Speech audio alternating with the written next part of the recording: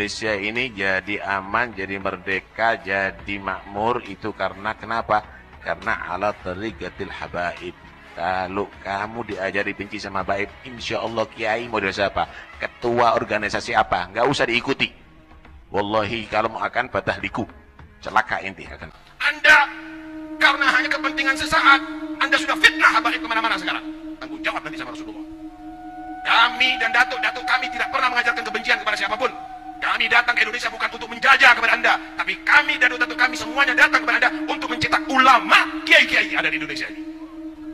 Awas, Anda tanggung jawab sama Rasulullah SAW. Awas, Anda tanggung jawab sama Rasulullah SAW.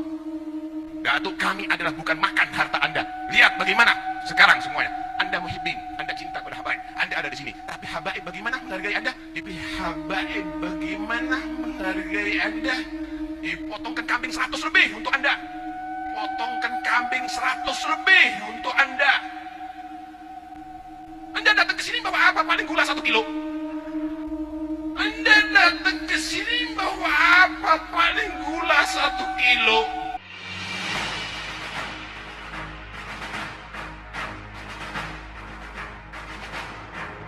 Benarkah para habib turunan Yaman yang datang ke Indonesia, khususnya Pulau Jawa untuk berdakwah?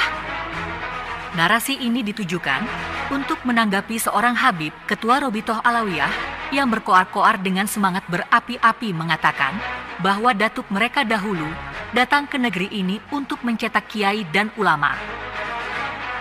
Mari kita simak sebuah ulasan yang ditulis oleh Kiai Haji Ali Badri.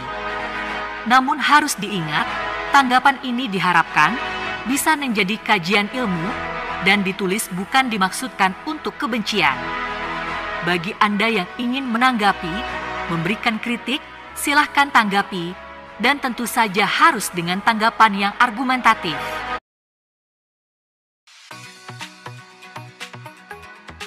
Jilbab segitiga ini adalah artefak fashion. Bagi Anda yang pernah belajar sejarah dan sosiologi, tentu ini sangat baik untuk ditelaah kembali sejarah silam tanah negeri ini agar kita semua mengerti dan tahu siapa kita sebenarnya. Begitu pula tanggapan dan pandangan para tokoh sejarah agar bisa mengungkap fakta sejarah yang sebenarnya yang selama ini ada catatannya namun tidak pernah diungkap di publik. Habib Taufik Assegaf Pasuruan, Ketua Rabitoh Alawiyah, dalam ceramahnya dengan berapi-api mengatakan bahwa datuk mereka datang ke tanah negeri Jawa telah banyak berjasa mencetak kiai. Ungkapan Habib Taufik tersebut juga ditulis dalam catatan Kiai Haji Ali Badri yang diungkap pada perdebatan seorang tokoh penulis buku dengan salah seorang Habib di Malang, Jawa Timur.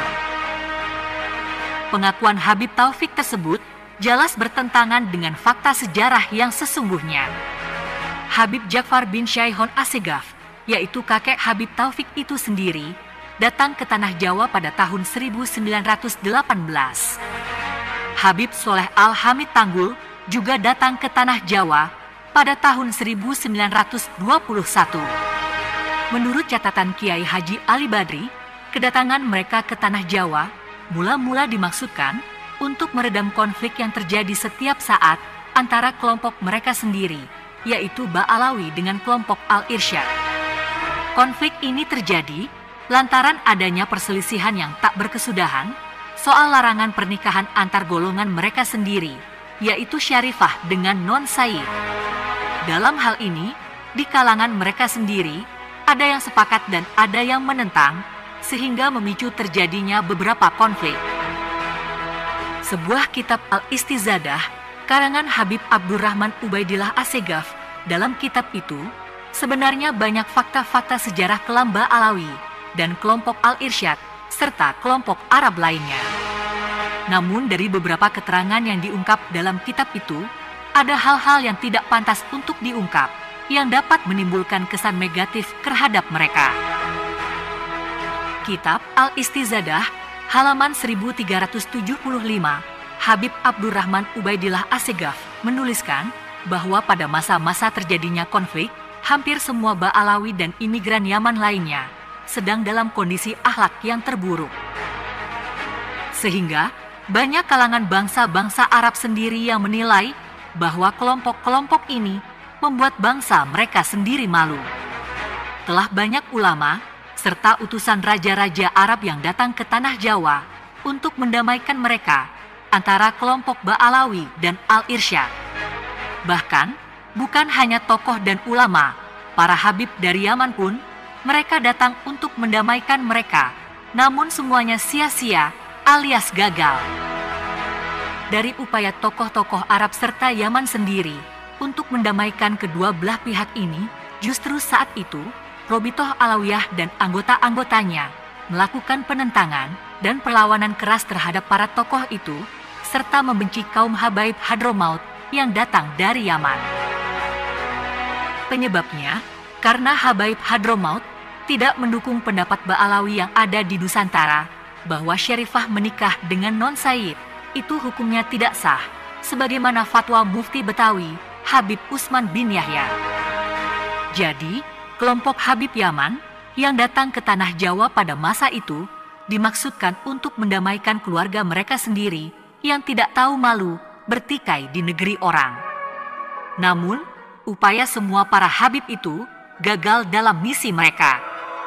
Dari kegagalan ini, sebagian mereka pulang ke Yaman dengan tangan hampa dan sebagian lainnya menetap dan berteman dengan ulama pribumi. Sementara umat Islam pribumi saat itu sedang fokus untuk perjuangan kemerdekaan yang dipimpin oleh para kiai turunan Wali Songo.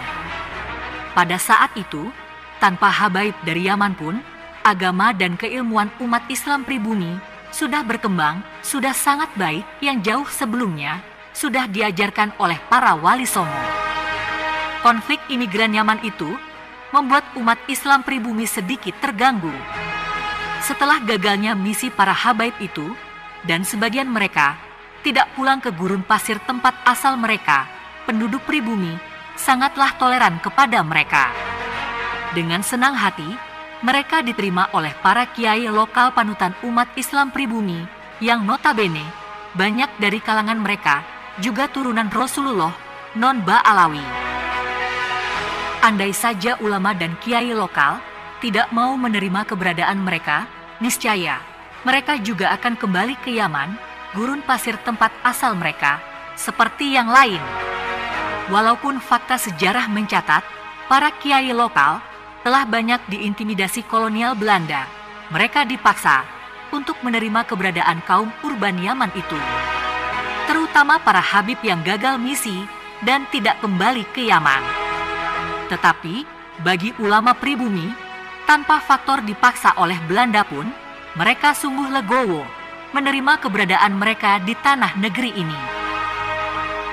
Dari itu, keturunan mereka, seperti Habib Taufik Assegaf Pasuruan dan Habib-Habib lainnya, seharusnya berterima kasih kepada kiai-kiai dan umat Islam pribumi.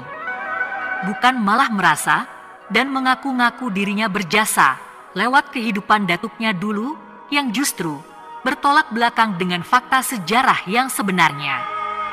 Seandainya mereka tidak diterima oleh ulama pribumi, jelas habaib gagal misi itu yang dakwahnya ditolak oleh para Ba'alawi keluarga sendiri, itu dipastikan kembali ke Yaman, gurun pasir tempat asal mereka, dengan tangan hampa. Kalaupun mereka tidak kembali, bisa jadi mereka beralih profesi, seperti ulama Ba'alawi yang lain, yang menurut Habib Abdurrahman bin Ubaidillah Assegaf, bahwa begitu mereka sampai di Jawa, mereka pun meninggalkan keilmuannya. Dalam catatan kaki, dalam kitab Al-Istizadah, halaman 1405 karangan Habib Abdurrahman Ubaidillah Assegaf menjelaskan, kelompok urban Yaman telah banyak yang meninggalkan keilmuannya.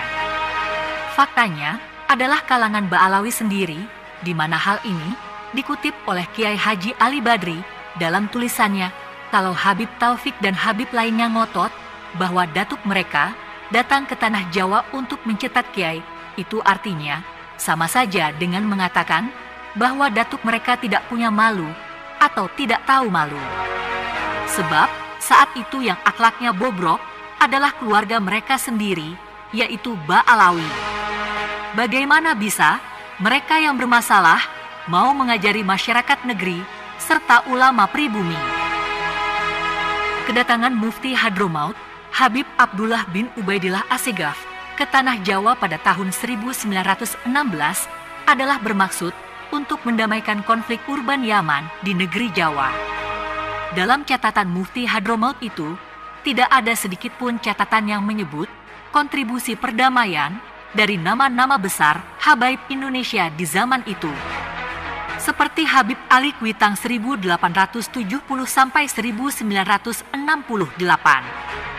Kemudian Abu Bakar Assegaf 1869 sampai 1900. Buah ungkapan emosional itu. Al-Qur'annya sudah jelas. Wala taqrabuz zina. Ojo cedek-cedek ang zina. Innahu kana fahisyatan wa sa'a sabila.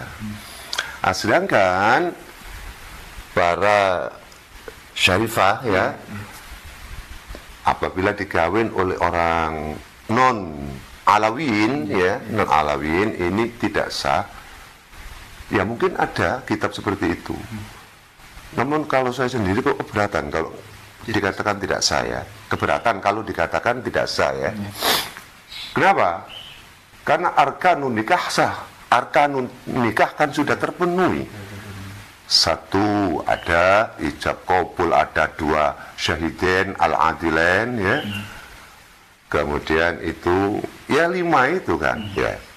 Nah, masalah mukafa'ah hal ini perlu dikaji lebih dalam. Memang di dalam dari segi nasab memang tidak mukafa'ah, ya kan? Lebih tinggi seorang syarifahnya tadi. Namun kan bukan nasab saja yang dihitung oleh Rasulullah. Rasulullah itu mengatakan tungkahul mar'atu li arba'in. Li jamaliha wali hasabiha wali dunyaha wali diniha fadfar bidzatiddin taribat yadak. Nah, jadi kan ada seorang non alawiyin ya, oke, ganteng wonge ya, alim, sugih, nasabnya baik dari nasab orang-orang yang soleh ya. Kemudian syarifahnya cantik ya, terus keturunan memang alawiyin sing memperjuangkan agama. Sebab ya nun sewu alawiyin sendiri kan ya ada yang tidak mengindahkan agama ya. Jadi nilainya tidak sama loh ya dengan alawiyin yang memang memperjuangkan agama, otomatis tidak sama. Saya fair ini ya. Ada syarifah cantik, kemudian hasab ya, nasabnya baik ya, kemudian kaya ya, kemudian agamanya kuat, ya enggak kufu namanya. Nah, kalau sekarang syarifahnya cantik ya, kemudian ya nasab jelas ya, tapi enggak dukun-dukunnya enggak begitu apa itu getol ke agama syiar agama tidak ya, tapi tetap nasab ya. Nah, kemudian nggak kaya ya, nggak kaya, banyak juga kan ya. Kemudian nggak alim ya, nggak alima, maka kan 4 lawan 2 kan. Ini menurut sebagian pendapat ya, ini yang mukafa'ah karena yang laki-laki 4 kriteria, ganteng, hasab, kaya, alim, sedangkan yang satu syarifah dan nasab ya, cantik dan nasab, cantik dan nasab. Saya rasa bab mukafa'ah ini perlu dikaji kembali. Mukafa'ah itu artinya seimbang, keseimbangan. Kalau haram itu saya tidak bisa menjawab ya. Memang himbauan daripada kalangan mereka untuk mereka sendiri boleh. Kalau bisa syarifah jangan ya, jangan kawin dengan non alawin. Nah, itu boleh saja, tidak ada larangan. Lagi pula apa itu habaib awal dulu kesini kan ya juga kawin sama pribumi. Apakah setelah dikawin mau dibuat gitu tak? Direken akhwal kumprung gitu tak? Lek mereka nyacat ya kita juga nyacat, enggak usah cacat-cacatan. Sakotot min ainillah. Lebih baik kita saling tarahum wattafaq wattafadul. Itu di akhir-akhir zaman seperti ini, ngapain kita tukaran? Apalagi ekonomi sekarang, Masya Allah, ini menyeluruh ya, secara internasional ya, karena perang Ukraina dengan Rusia kan masih belum selesai, jadi dampaknya pada semua. Nah, kita njaluk nang Gusti Allah, muka-muka umat Islam dirukunno, kan begitu.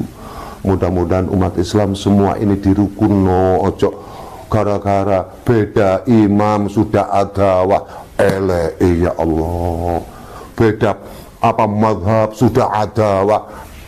Rasulullah tidak suka nangis. Rasulullah indelok umat podo umatnya perang tukaran, sing siji Wahabi, sing siji Sunni, sing siji Syi'i, sing tukaran dari siji. Subhanallah, jangan kita peruncing perbedaan, tapi carilah persamaan di antara kita.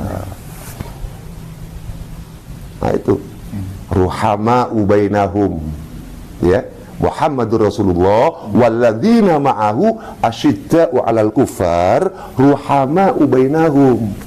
Asyidda bukan berarti orang muslim langsung disenedi, itu enggak boleh. Akhlak Rasulullah enggak begitu. Man adza dzimmiyan, kata beliau Rasul, faqad adzani. Barang siapa yang menganiaya non muslim yang damai, ya, yang tidak memerangi, yang bukan harbi, maka orang itu sama saja memerangi diriku. Ayo kita rukun, apalagi di bangsa Indonesia ini, ya opo, kurang opo, kurang apa nih, enak wis, tanahnya penak, banyune penak, lah tinggal kita sama-sama semuanya ya, memperbaiki diri kita sendiri masing-masing. Wis stop perbedaan, ndak ada manfaat, ndak ada manfaat sama sekali, sampai kiamat benar-benar tetap akan merugikan diri kita sendiri sebagai apa, umat Islam maksud saya. Balik nang Gusti Allah, sing apik ku malah wong iku tawadhu kok. Man tawadhu lillah rafa'ahu Allah, wa man takabbara wada'ahu Allah.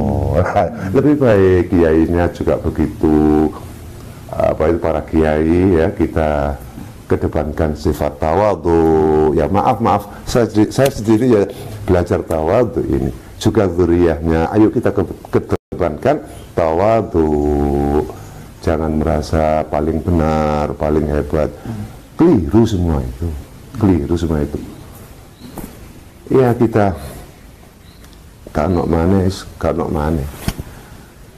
kalimatan wahidah kok ya, kalimatun sawa bainana, la ilaha illallah Muhammadur